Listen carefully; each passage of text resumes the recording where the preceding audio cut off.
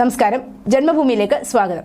Dubai രാജ്യാന്തര വിമാനത്താവളത്തിൽ പ്രവർത്തനങ്ങൾ തടസ്സം തുടരുന്നതിനാൽ ദുബായിലേക്കും തിരിച്ച് വെള്ളിയാഴ്ച സർവീസ് നടത്തേണ്ടിയിരുന്ന എയർ ഇന്ത്യ വിമാനങ്ങൾ റദ്ദാക്കി. ഇത് യാത്രക്കാരെ ദുരിതത്തിലാക്കി. മഴയെ തുടർന്ന് തുടർച്ചയായി മൂന്നാമത്തെ ദിവസമാണ് സർവീസ് തടസ്സപ്പെടുന്നത്.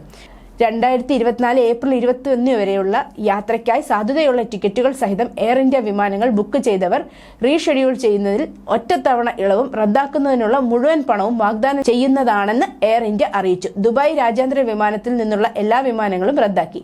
യാത്രക്കാർക്ക് റീഷെഡ്യൂൾ ചെയ്യാമെന്ന് എയർ ഇന്ത്യ അധികൃതർ അറിയിച്ചു. ഇതിനായി ടിക്കറ്റ് എടുത്ത ട്രാവൽ ഏജൻസിയെ ബന്ധപ്പെടണം. അടുത്ത ദിവസത്തോടെ വിമാന സർവീസുകൾ പൂർവ്വസ്ഥിതിയിലാകുമെന്നാണ് കരുതുന്നത്.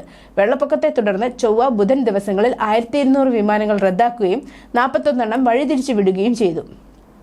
അതിനിടെ വിമാനം റദ്ദാക്കിയതോടെ തിരിച്ചു പോകാൻ ഇടമില്ലാതെയായവർ പലരും കഴിഞ്ഞ 2 ദിവസത്തോളമായി വിമാനത്താവളത്തിൽ തന്നെ കഴിയുകയാണ്. ഇവരിൽ ഭൂരിഭാഗവും തൊഴിലാളികളും കുറഞ്ഞ വേതനക്കാരുമാണ്.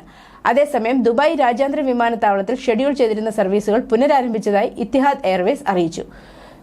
News desk, Janmabhumi.